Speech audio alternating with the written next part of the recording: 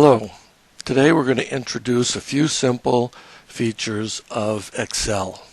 Very simple stuff. We're going to talk about some formatting and some simple formulas. So let's take a look. Here we have some data entered. It doesn't all fit in the windows. We should widen these columns. We can double click here and it'll expand to fit or shrink to fit. Or we can just grab this and with our mouse move it and make it as wide as we want. We can also do some other formatting. For example, if we highlight this top row here and go over to Cell Styles, we can select Titles and Headings, for example, and select Heading 1. We can also do things like left align, which is the default for text, center, or right align. Let's do right align for right now. Now let's look at these dates. We can also change the way they are formatted. Since it knows these are dates, we go up here and click on this. We see it's already date in the number format. If we select this box here to give us all our formatting options, we can see what the current one is, and we can select another one. For example, this one here. And everything is formatted and changed. So much for that. We're just doing some basic formatting. Let's do some formulas. Let's calculate an average. So we'll type in average here. And look at that. The format's copied. We can move that over. And let's do it this way. We're going to do it the basic hard way. Basically, we're going to add a bunch of cells together. So equals for all formulas, open parentheses because we want a bunch of things in here, click on B3 plus, click on C3 plus, click on D3 plus, and we could also of course type in E3 manually and then divided by 4 because there are 4 tests that give us our average. The nice thing is that took us a little while, but we can grab this box on the corner and drag it down. And lo and behold, we get the averages calculated for everybody. And as you can see, for each of these, the columns remain the same, B, C, D, E, but the row numbers change. And we'll see how we can get away without that in the future. Oh, I just noticed part of our formatting didn't copy. So average doesn't have an underline. So let's do this. We'll click on 4, test 4. We'll select Format Painter, and then when we click on Average here, the format is copied, and we have it exactly the same as for Test 4. Now let's take advantage of this, and we'll copy this. I'll click on here. I'll hit Control-C, hit down here and Control-V, and I've pasted. You see I've got the same word, the same formatting, everything. Now let's calculate this average. We'll do this a little bit differently this time. We're going to use the sum method. Now the sum method is an easy way to add a bunch of elements that are in the same row or column. We can divide this by 6 and we're going to get our average, which is great.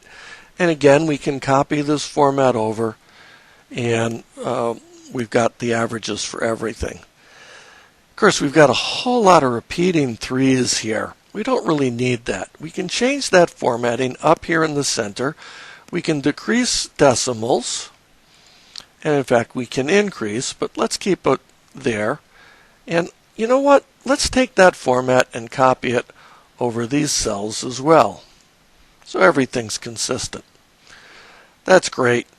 The advantage that this method, the sum method, has over this method where we add each individual one is that if we were to add a row here, insert a row here, and add new scores, all of these averages are calculated automatically, which wouldn't happen if we had used this kind of method. All right, let's get rid of that for right now. I'm hitting Control-Z to get rid of those. Let's take a look at some other things. Let's take a look at conditional formatting. I'm going to highlight all of these, and I want to see which of the grades below average. So I'm going to go up here to conditional formatting, top and bottom rules, and look, we've got one for below average. The default is light red fill with dark red text. I'm going to click on that, and sure enough, all the below average items are highlighted. All right. So that's great. Now let's take a look at one other thing. We can create a bar here that indicates something about the data. And I'm going to pick this gradient fill, and now we've got this bar graph. Actually, if we copy this down, again, we've got a bar graph that shows how far close to 100 each one of these items is. All right. Now, let's take a look at one more thing before we go. There's an if function. For example, if we want to highlight which students are passing and which ones are failing, we can do a simple formula. If. Now, the first thing we have is a logical test. So, for example, we know that if you have a less than 65, then you're failing. So we're going to click on this, F3. If it is less than 65, then we're going to print out the message, fail. However, what if it's not true? And in this case, it isn't. We want to print out something else, like pass. So we put a comma in quotes, pass, close quote, close parentheses, and it's printed out pass here. And we copied this down, and lo and behold, this last item is fail because F8 here is below 65.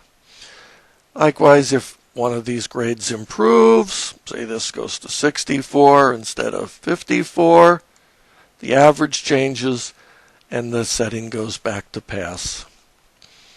All right, that's it for this lesson. Come back for the next lesson where we talk a little bit about charting.